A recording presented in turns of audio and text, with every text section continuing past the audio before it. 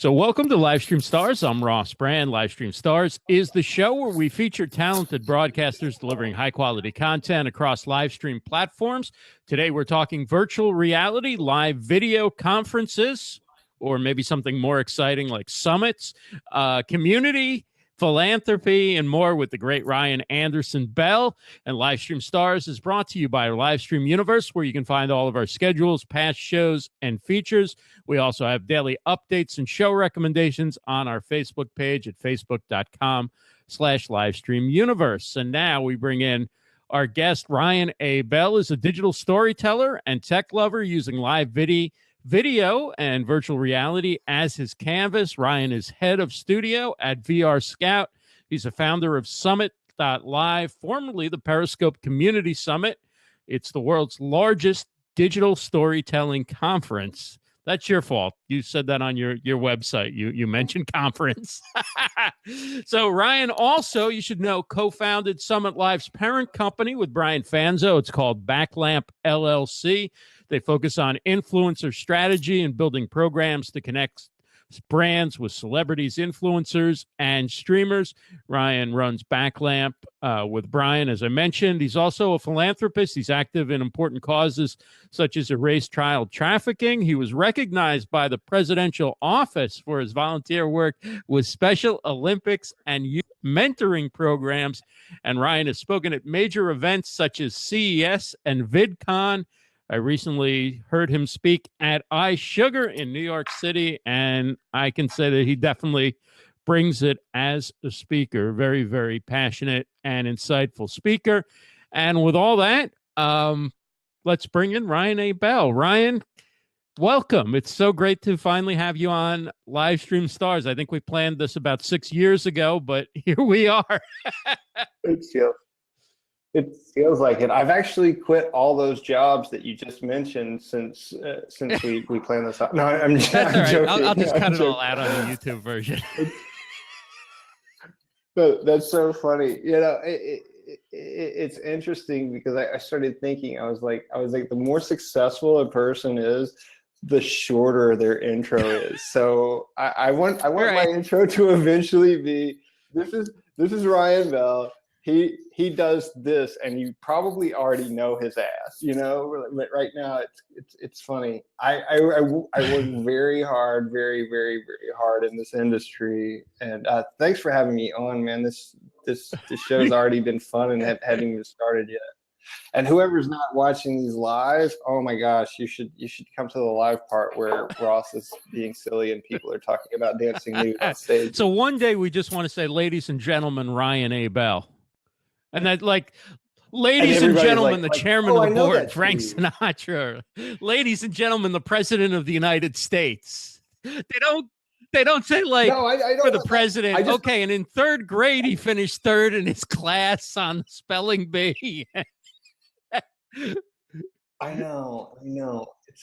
I want to be, you know, in life, I think just in general, the best thing that a human can do is simplify, you know, and like I want to be more concise. Somebody recently asked me what my highest value was. They're like, you're a very smart guy. What is your highest value? And I said, I don't consider myself very smart, you know, like I just don't. I consider myself very, very good at simplifying things, because I am, you know, I see, I can pull back and see what big pieces are, because everything in the end is simple, and that's how communities are formed. And I don't know, it's just an interesting thing about the world that we live in and how technology is exploding right now, and finding your place in it. And I think that's why my intro is so long, and that's why we're still talking about it, because I think Ross, you found a good niche for yourself, and you found a good space. How would you intro yourself in the most concise way, Ross Brand? I'm the editor of Livestream Universe and the host of Livestream Stars. That's beautiful. I wish I could say something that Yeah, I wish I lasted could do it that like that, little but it's time. not That'd be great. realistic because I have other things that I'm doing and whatever, and you have to get them in. And but that would be the ideal, Yeah. right? To just be able to say that everybody knows what Livestream Universe is and Livestream stars, and it's just like, okay, that's It would it, be right? Like, great. Yeah. We have to add all these layers. I see David Vaughn put technology is exploding, a phrase Samsung coined literally. And that's a touchy subject for me right now because Samsung, so if you don't know, Samsung's Galaxy Note 7 right. just came out and it's their flagship phone. And it's basically a virtual reality phone. It was made so specifically for that. And that, in effect, Samsung going so hard in VR is important for the industry that I work in. And that's a setback for us because it's an exploding phone that people are putting up against their effing faces, I mean, so that's bad. And that combined with the debacle that happened with Oculus shipping, I mean, Oculus was supposed to ship, tens of thousands of units that first week, that first day. And I mean, basically it was like dozens. It was terrible. And so all the VCs basically dialed back the money for 6 months. They're like, oh, okay, well, this is going to set virtual reality as an industry back for 6 months. And all these setbacks, all these missteps, and the fact that we don't have this brilliant tipping point that's happening, this bright shining star that everybody has to be involved in virtual reality. It makes me very interested in the fact that it keeps going, even though all these pratfalls. Have you noticed that? So anyways, yeah, David Vaughn, you kind of ticked me off, but you're right. I mean, it's an interesting conversation. Dr. Finch is here too. Look at this. We got a great crowd today. Everybody comes for Ryan Bell. There's some late breaking news though from Samsung. It could help, Beauty says. Tell us more. If you know. Speaking of news, I mean, there's a lot on virtual reality. Just if you look at the news today, right? Oculus took home the virtual reality industry's first Emmy last night for a short film, and Nikon came out with a camera that's basically the first of the major camera makers to make a VR camera, at least according to their press release. It's called Key Mission 360 virtual reality camera. It looks kind of like a GoPro for virtual reality, I guess. Have you seen it yet, or what do you think from what you know about it? It looks good on paper, but a lot of these things do. I don't. I look at two things when it comes to virtual reality. Barriers of entry and tipping points. And the barriers of entry are you bring up the GoPro. The GoPro setup is a big ball of freaking GoPros taped together. I mean, basically, it's jacked. When they first started doing that, it was $16,000 or something silly like that, and then you had to stitch all this stuff together. And stitching is exactly what it sounds like, taking pictures from multiple cameras and putting them together in a way that makes sense, that can compile into a 360 video. So the tipping point, the barrier of entry has gone down from like the tens of thousands to less than $1,000. And if I'm looking at a traditional photographer has no problem dropping less than $1,000, for a camera. So I see that as being the way that creators are going to come on board. Like we need to see these creators making content. So like, for instance, my favorite camera right now, although flawed, all of them are flawed, is the Samsung Gear 360. It's a $350 device, and it's 4K. I mean, and people are like, so, woo, these are the coolest things ever. They're not that great. I mean, you have to look at it for what it is. It's 4K cameras sandwiched together with fisheye lenses and then stitched together. But the fact of the matter is that makes it simple is that all this stuff is done automatically and can be auto-stitched. So it's easy for us to create content now instead of spending hours and hours pasting this junk together. So yeah, that's my barrier of entry thought. And then the tipping point thought is this.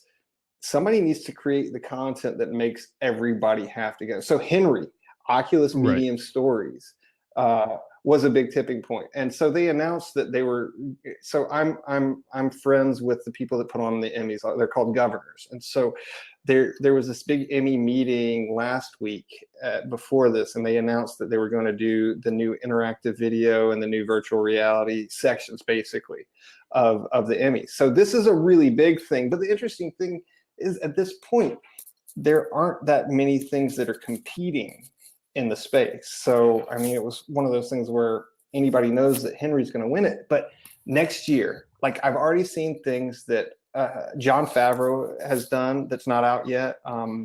And that's really interesting. Jon Favreau directed the Iron Man movies. He was in Chef. He was in Swingers. He did Jungle Book.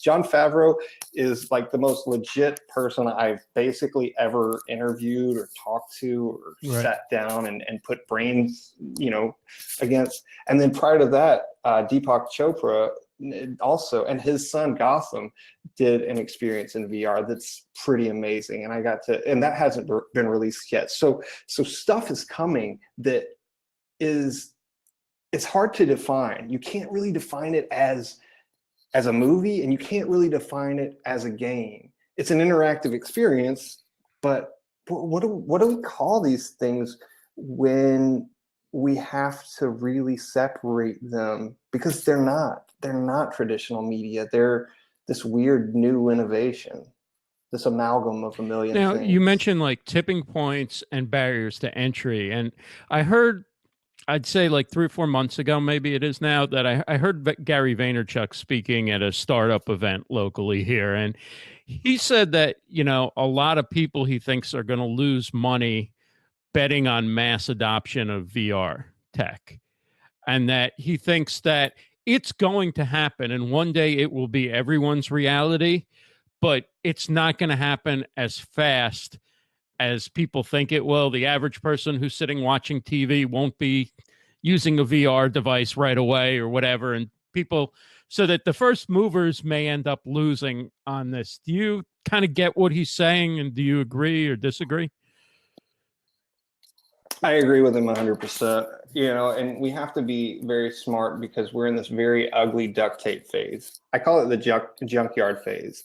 Everybody's making something, but it's like, instead of going to the Toyota dealership and buying a Camry, you're going to the junkyard and finding all these pieces to make a Camry, and it's just an ugly car now. It's just an ugly ass car.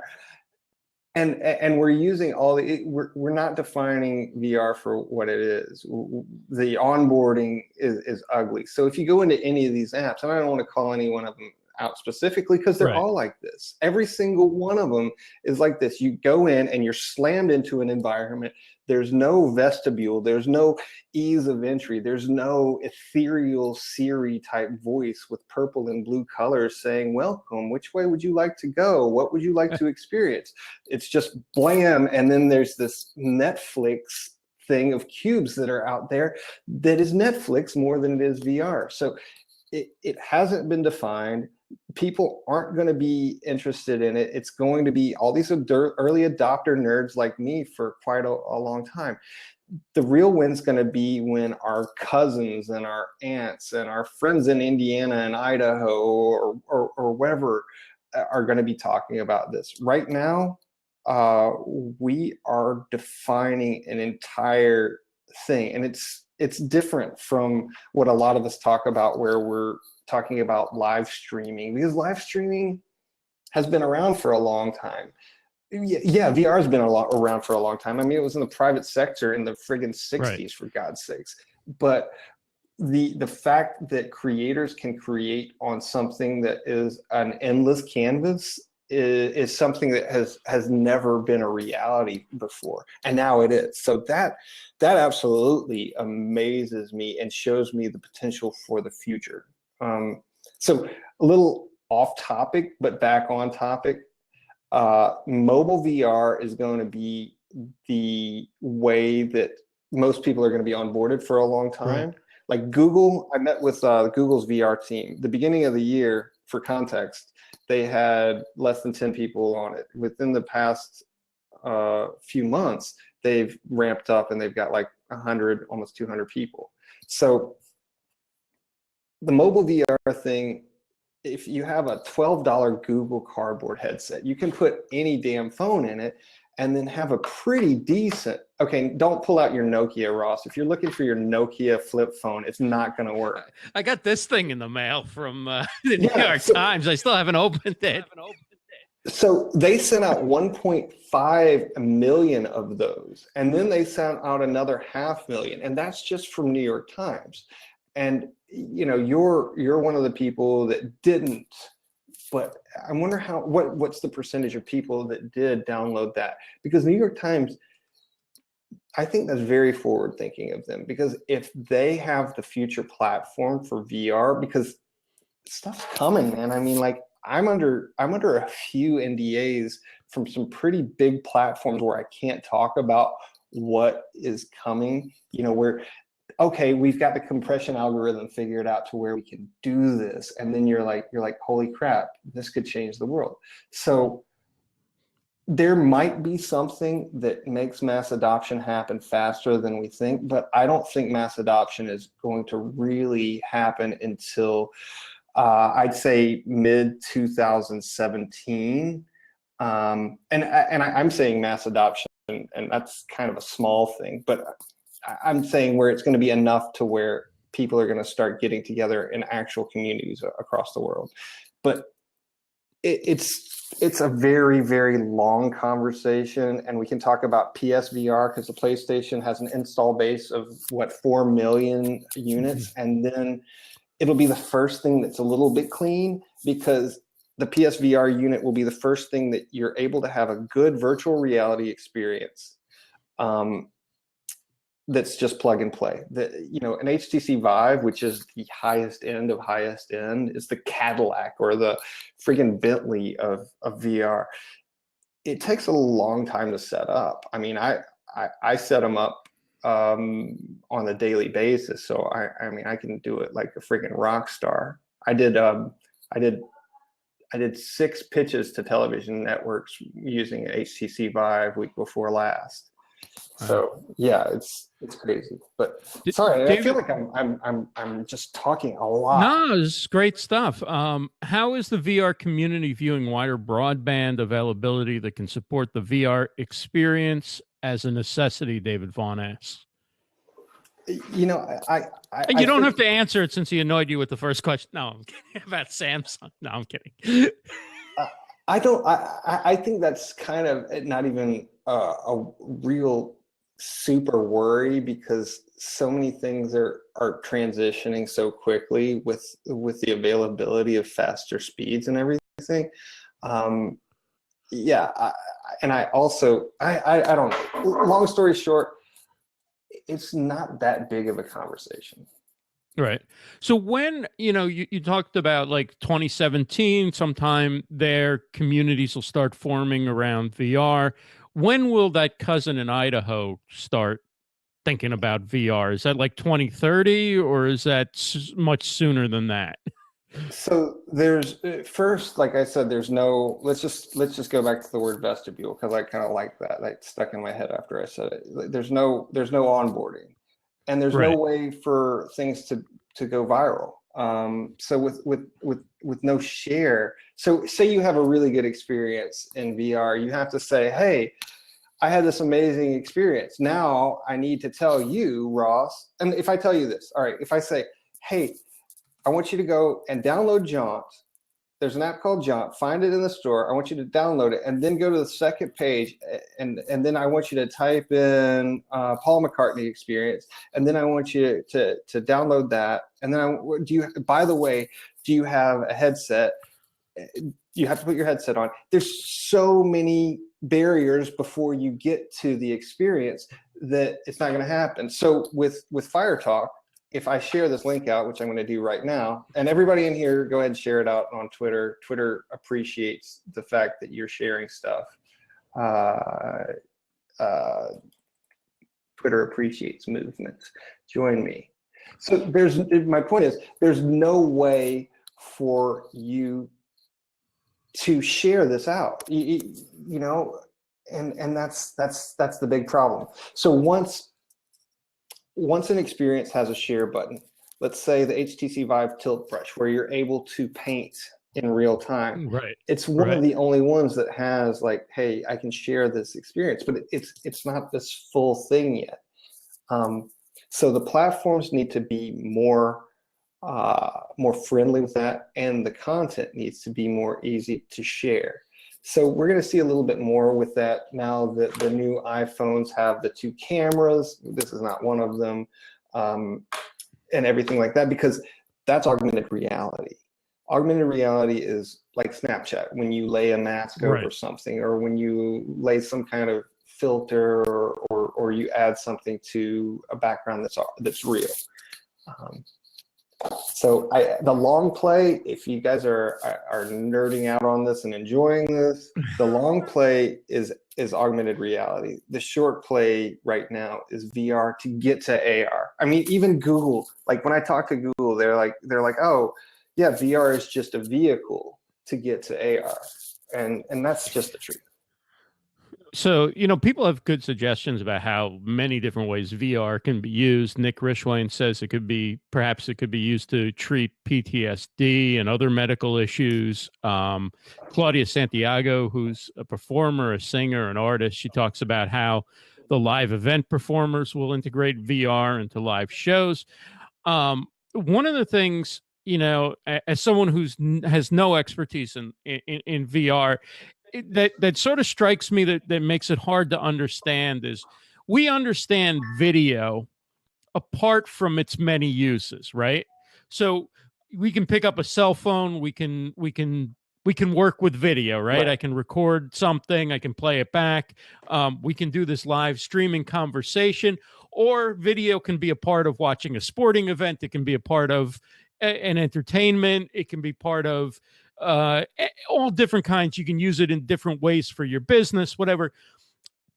I don't think people can play around with virtual reality outside of being, like you said, the onboarding thing. It's like, boom, you're right in, right? Like it's always a part of something. Like this show is going to feature something with virtual reality, but it doesn't feel tangible. Like I can take it and play around with it on my cell phone and understand it yet.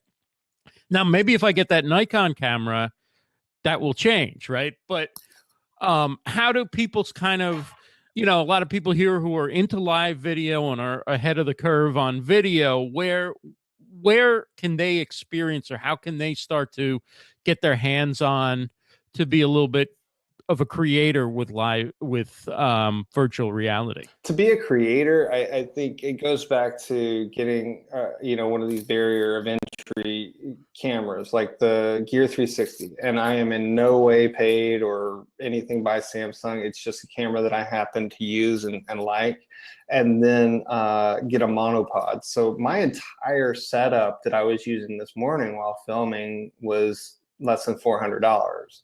You know, $20 monopod, because I mean, you don't need a lot of equipment. You need to stay away from equipment. And then having a headset. I noticed you have a Samsung phone, like a Gear 360, a Gear headset, or the Merge VR is a headset that you can put on anything. But you also have a Google Cardboard, which is $12. So if you just want, but the problem is, you don't know where to find the content. You don't know like what's good and what's not. And I saw Beauty put up one of the Paul McCartney things that is on Jaunt, and that's a really good high quality video, because the Jaunt 1 camera is I think now it's a $60,000 camera, and it produces, in my mind, the best 360 video content there is. But you need to be able to find like what's really, really good. One of my favorites is a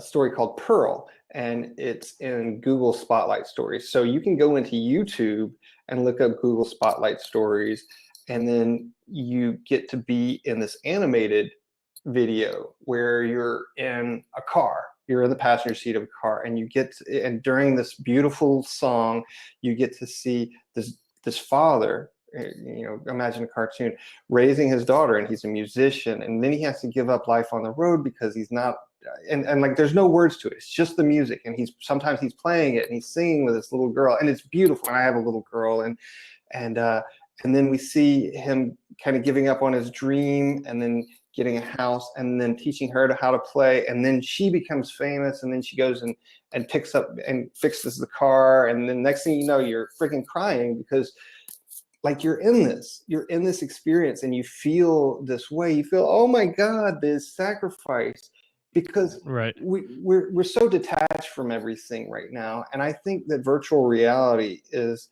a way to connect. And I think that live streaming is also a way to connect. And that's why it's taken off so much, because we feel disconnected, and we feel like people aren't real anymore, and we feel like we're not touching anybody.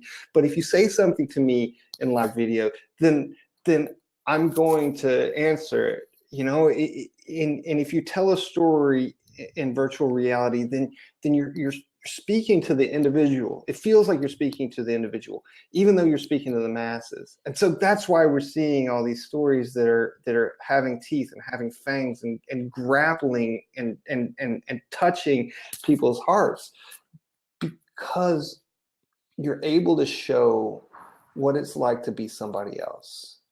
And we want to connect. I think this world wants to connect in a way that we've never wanted to connect before. It creates a level of empathy that you can in 2 dimensions, right? I mean, it creates. Yeah. Right? Nick says, felt like I was experiencing the impact of the Syrian war in Clouds Over Sidra. And I met with the people that made Clouds Over Sidra, and we collaborate on some stuff. It's brilliant because the way that they filmed it was just super smart. And they had, so if you do have a chance, that's a really good one to watch, because you're able to see in this awesome way. Like I was talking to the Miami Police Department, and they were talking about how they wanted to have a 360 camera because they're so sick of the traditional news just showing this one damn box. And then they're not showing like everything else that's going around them. Like it could be absolutely nothing. And then they're just focused on this one thing. So they're able to edit this stuff to where you're not seeing the full picture. And with 360, you're able to see everything. And I think that's really important, because now we can see what it feels like to be a 12-year-old girl in Syria, in a war-torn country that she doesn't understand, and now we don't understand it with her. Maybe it's not about understanding something. Maybe it's about not understanding something with somebody. Maybe it's about connecting with somebody because you feel confused about the world, and because you're allowed to finally feel confused about the world. Maybe it's not about teaching. Maybe it's about learning by not knowing. That's what excites me about storytelling, because the story is always in the gaps. The story is always waiting in the wings. It's behind the next corner. It's what you make it. The story is the question of what's in the box. The story is the question of what is Jules opening in Pulp Fiction. The story is the question that you're asking yourself in your mind. The story is not what you're being force-fed by media. The story is not something that is just a gut punch. The story is something that lingers. If your story doesn't linger, then your story is bullshit. Let's talk about how virtual reality is enabling erased child trafficking to tell stories in a way that they couldn't with traditional video. So I'm on the board of Erased Child Trafficking. Our website is erasechildtrafficking.org, and it has been such a fight because we're talking about prickly subjects, and people don't tend to like these posts or share these posts because they're not the pretty cat pictures, and they're not the stupid Kardashian or DJ Khaled things, And so my idea for doing the VR piece is just that, reaching the masses individually. you know, having something where you can see. So we came up with this idea of leaning on these two pillars, education and awareness, because that's the most important thing that we need to do about human trafficking is have people know these things, know where the dangers are, know where the hubs are, know when the traffic occurs, know how the traffic occurs. You know, all these things that if we just recognize and we can call out and we can see, because you can't fight an effing invisible villain. You just can't fight somebody that's invisible. And we're so blind to this thing. 42 children per day are stolen from us. And it doesn't matter what color or age they are. It doesn't matter what they believe in. These people don't care. They just steal children, and that's shit. So the way that we're doing it is we're making people feel like heroes, but we're also making them feel a little bit like victims. So what I'm doing as I film this, I film it at different heights. So there's a 4-foot tall height, because at 4 feet, that's the average height of a 4-year-old. That's when our brains start to be able to really curate memory and everything like that. And so we end our videos, because it's a series, we end our videos with the camera height at a much higher rate, so that there's this feeling of power. Because I want people to feel like heroes for sharing this. I want people to feel like heroes for being a part of this community. And that's a way to do it, because the truth is, you are a hero if you're sharing this. If you're getting the word of something out that's important, you're a fucking hero. If you're sharing Kim Kardashian shit, you're not a hero. You're stupid, and you're sharing out bullshit. And in social media, I just find that we need to grow up. We need to grow up. We need to get behind things that damn matter. And most of us aren't. And that's across the board. I'm not calling anybody out or being mean, but look at your news feed. Look at what you've shared. Does any of it damn matter? And if it doesn't, you need to find out what does matter. If you're sad in life, maybe it's because you're not damn doing anything that matters. Okay, now I'm getting preachy and bullshitty, but you know, like, no, this is great stuff. It's true. I don't think everybody thinks that we're all these social media rock stars, but social media hasn't been out for a very long time. How long's Facebook been out? Not that damn long. I mean, Zuckerberg's still a kid. If you look at him, he still looks like a baby boy.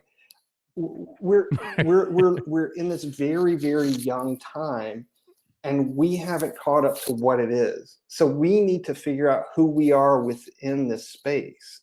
And we don't need to be gurus or thought leaders or social media influencers or whatever.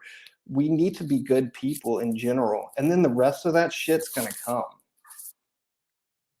Right.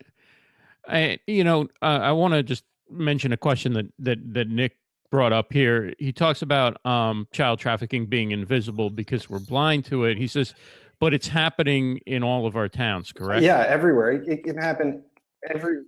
We think it's only, a lot of times we think it's only happening in more dangerous parts of the world and things like that, but it's happening all over. It's happening in front of us. Just like, just like there's slavery, even in the United States, even though people don't think about that, there's adults being trafficked too, Yeah.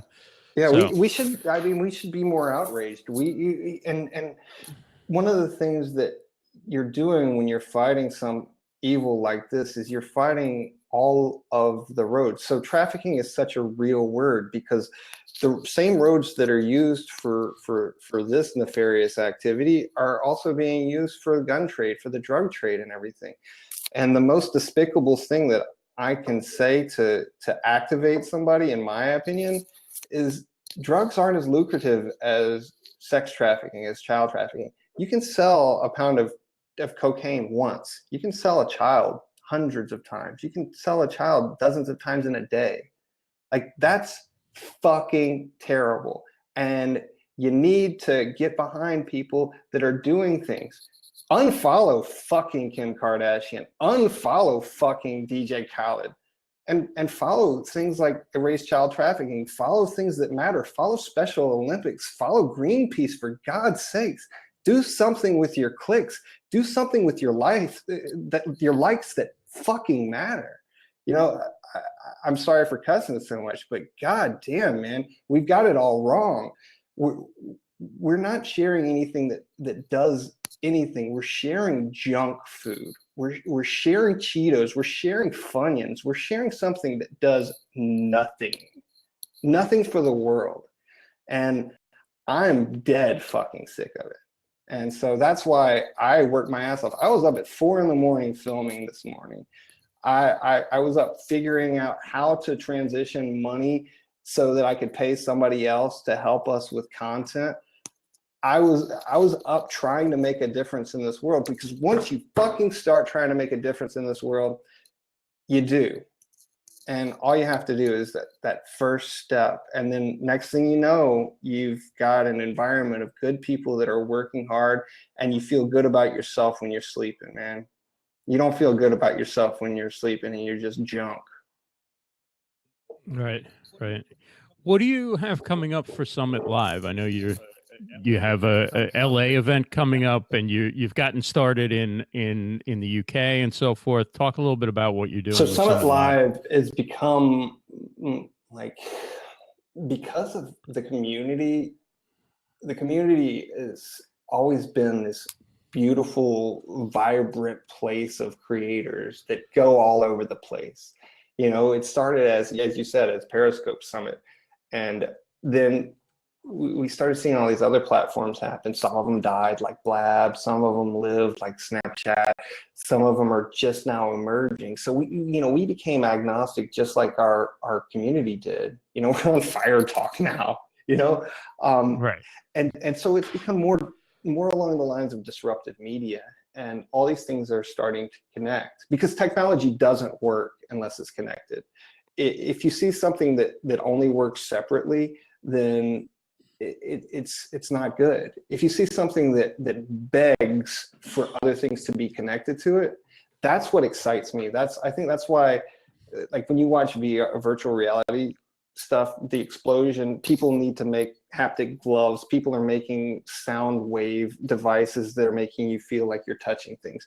People are making amazing headsets with eye tracking. People are making chest plates. So my point is, all this disruptive technology culminates at these conferences like Summit, like VidCon, where you're able to celebrate story, where you're able to celebrate who is painting on these canvases. I think we've all been kind of in love on and off with Snapchat. We've loved to see what Facebook is doing, because Facebook is just such a powerful, monolithic, badass thing. And I mean, love it or hate it, my God, Facebook is just absolutely amazing. And I'm a Twitter fanboy, and they've got a few cards up their sleeve that they're about to, unleash. And I've actually liked the transition of Twitter. So really what Summit is, it's a gathering of people that are asking what next and how to. What next? What's next? And how do I do that?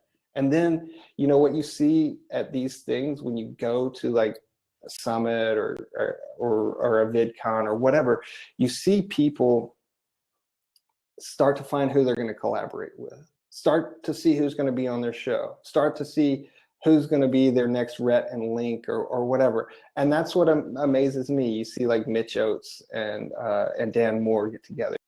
You see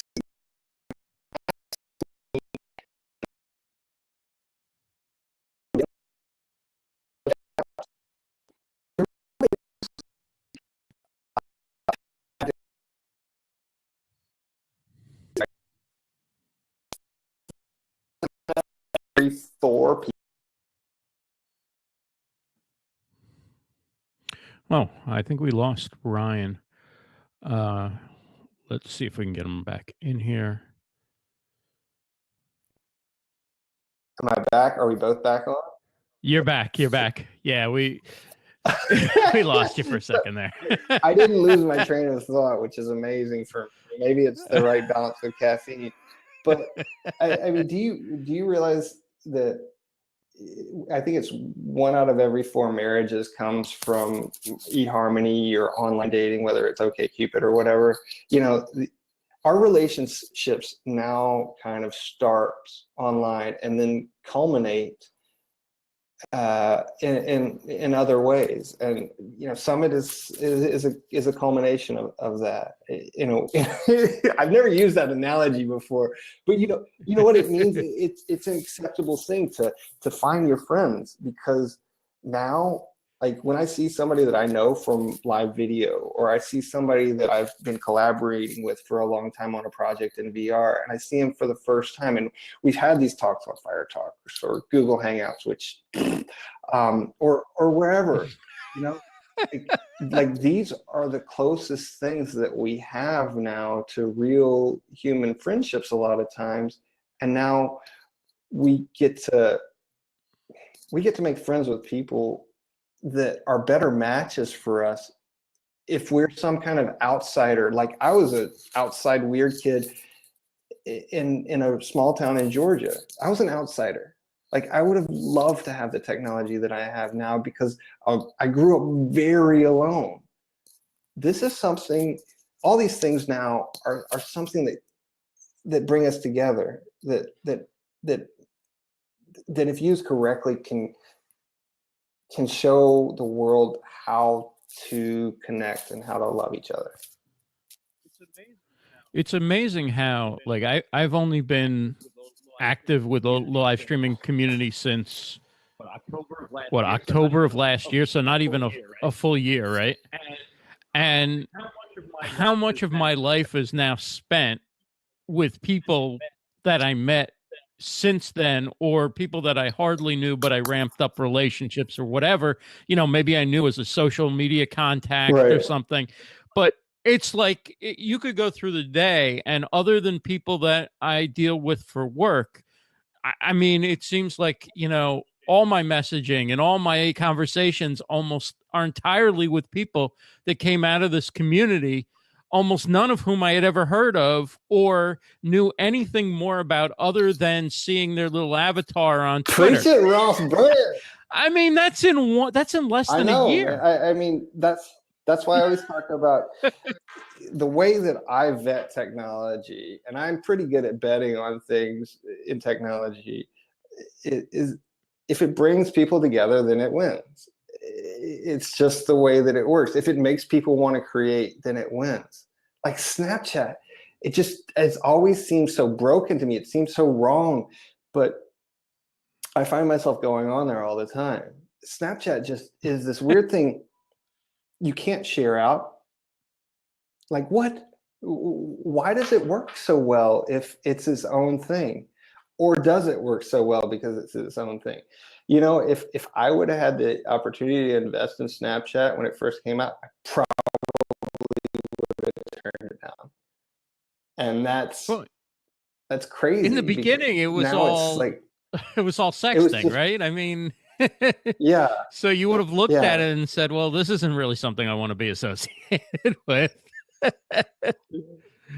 Oh my goodness. Yeah, it's interesting. I try not to do anything that has to do with like that side. Well, that's like, you know, that's the first industry that's going all in on VR, right? I mean, so we could talk about real estate, we could talk about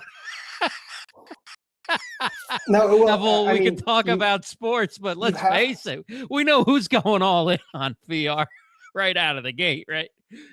You have to look at, you know, what works, and porn always they have the budget to create the good platforms. They have the budget to do all these things and to figure it out, and so they figure it out first. So I'll give you a little story. I was helping to build a live streaming app, and it was pretty early on, and so we went into and I had a room full of workers, and there was 6 of us, 3 females and 3 males. And I pulled up we pulled up a few porn sites to look at them because they're chat rooms. You know, like if you look at a webcam porn site or whatever, it's actually better than Fire Talk. You know, it's very finished, it's very polished. It has zero latency. It has a good chat. It has monetization. It has every single component that we ask for. And so we're in a WeWork. We're in one of those rooms that the WeWork. And so all these people are walking by, and we've got some porn up on the screen. And there's like, and we're sitting here I'm sitting here writing on the whiteboard, you know, like drawing stuff. And people are just looking in, and there's some girl like, that's my. I had no idea that they had figured out the technology to that extent. I mean, we should just go over there and host the show over there, record it for the YouTube version.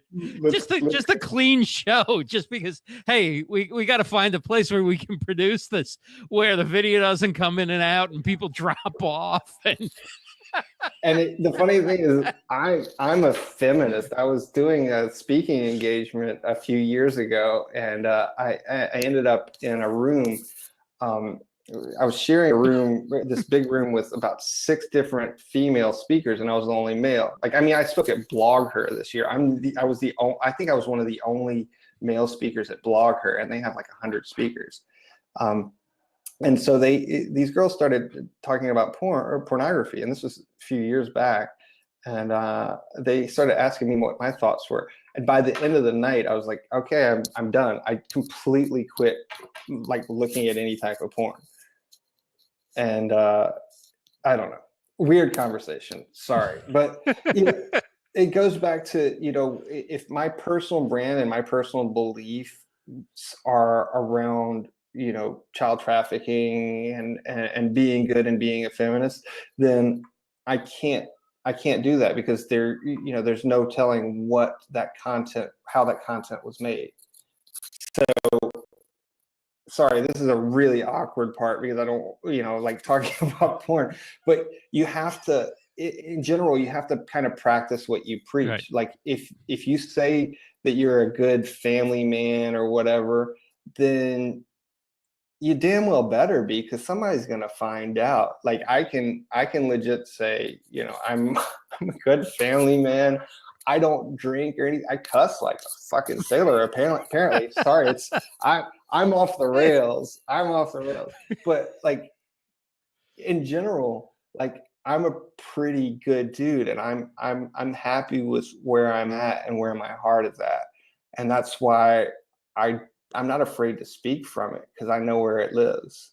And it lives with my family. It lives with my beliefs. It lives with my convictions. It lives with where I'm going. It lives in the future of my children.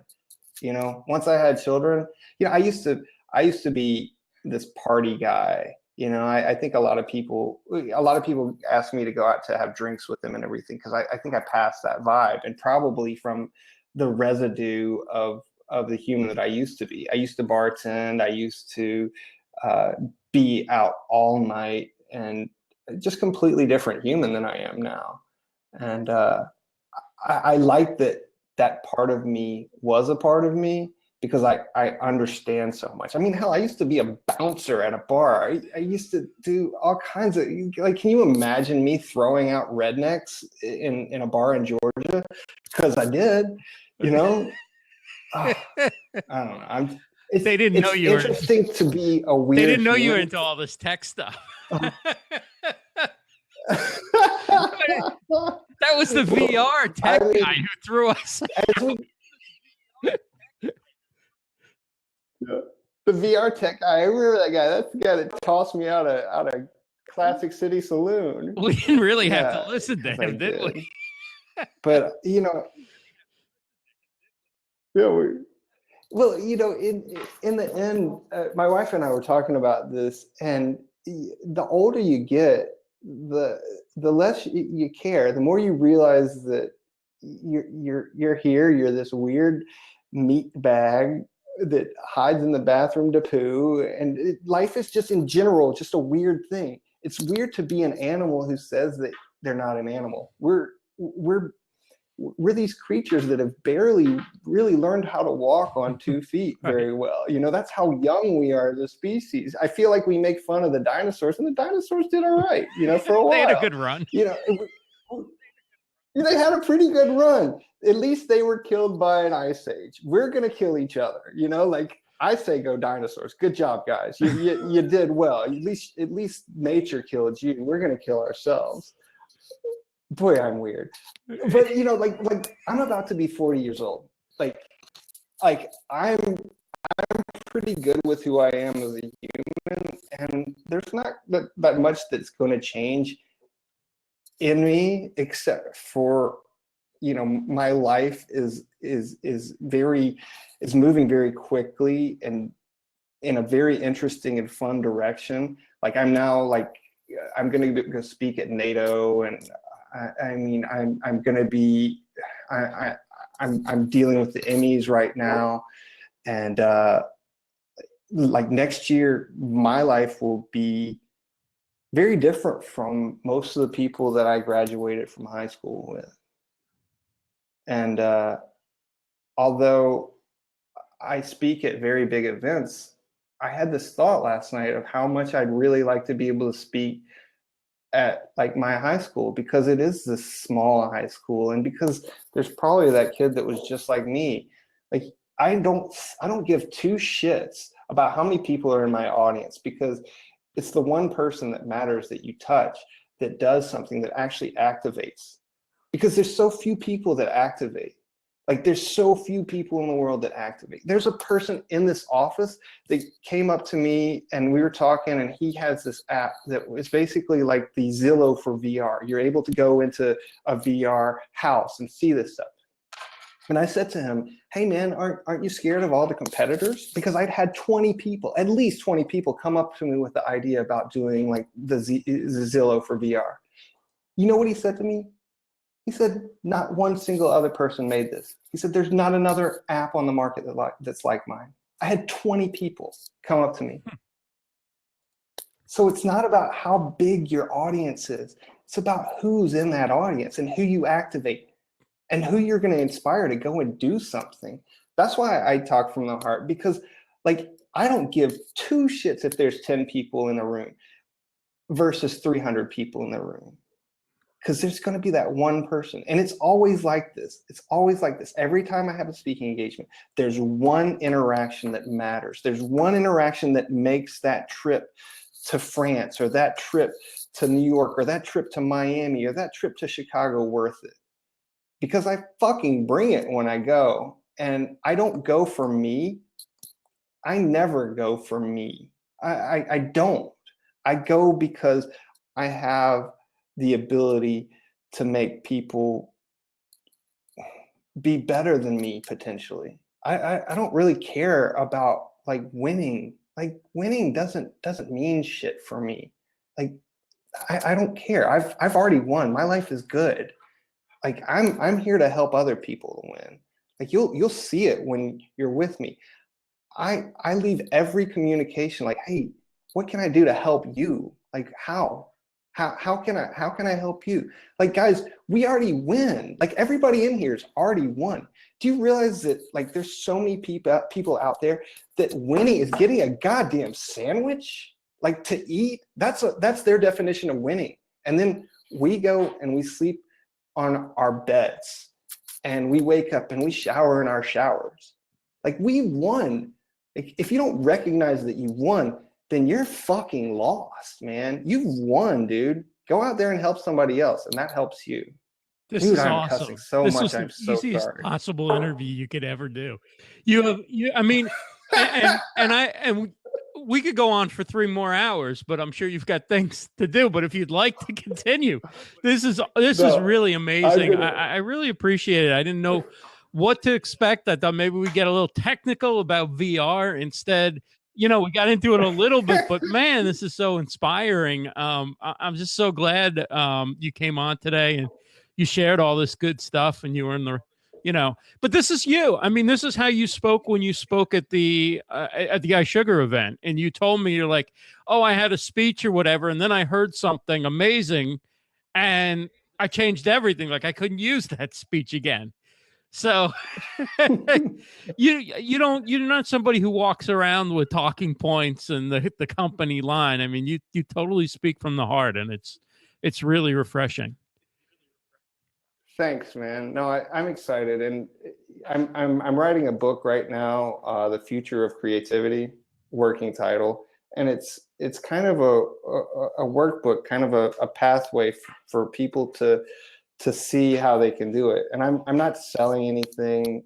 Like I just have no desire to do that. It's the process of doing things for me. Everything is a process that I want to learn. Like I went and pitched and helped pitch all those TV shows because I wanted to learn that. And I mean, like I said, I'm going to be 40 in February, and I think most people wouldn't even say that. People don't talk about their age, but I think it's awesome because the older I get, the better I get, and the happier I get, and the more connected I feel. And like if you want to connect with me, I think most of you guys know where to find me. I love living on Twitter. I'm at Ryan_A_Bell, and like I want to change the world. Like I don't have small goals. I don't give a shit about small goals because small goals are too easy. I want to change the world, and I want to make it better for my kids because I love my kids. I'm a parent, you know. Right. I kind of feel like I lost my life when I got married and I gave it to something greater, and that's what made me care about it because it wasn't something that was mine. You know, we care more about other people's belongings. And it was like, you know, when you borrow somebody's nice car and you want to get it back, and you make sure that you give it back to them clean and filled with gas. You know, when I give my life to somebody, I know that if I give it to the right person, they're going to give it back a little bit better. And so I take care of my life really well because I know that people are going to take care of me. So I guess with that hippy dippy stuff. So how can we support you? You do so much to support the community, and you're involved in so many great causes. How can we support you? So we're going to be doing the big summit in LA and then in the UK, and the LA one should be pretty amazing. We're pulling some tricks out of our hat this time, and we've got a professional team working on it. It's not me and a bunch of volunteers trying our darndest. We've got some people that have taken over, you know. So I mean, get some tickets to that, and definitely follow the folks at Erase Child Trafficking. But in general, like I'm not here to sell. I'm never here to sell anything. I'm like the world's worst salesman. I'd really like to see you guys, you know, take something away and be happy in a world that's kind of scary and kind of shitty and kind of hard to live in, you know. Try to find the good things. The ugly things are hard to overlook, but when you see something beautiful, share it, you know? That's awesome. Ryan A. Bell, you can find them on Twitter, Ryan_A_Bell. Also his website, Ryan.live, BackLamp, Summit.Live. What else? VR Scout. All right. And yeah, follow VR Scout because the content we're making is badass. Last thing, share out Ross, share out this, you know, like this is actually something where I feel comfortable. I like it when people see stuff, but Ross is a good dude and he works his butt off. So guys, share this out on Facebook and on Twitter. You know, people like Ross, people like me, we should be pretty easy shares for folks, you know, instead of the bullshit. Thanks, Ryan. And Coach Jenny, who's been here throughout the show, is going to be my guest to talk about her book next week on Monday, same time, 7 p.m. Eastern here on Fire Talk. And have a great week, everybody.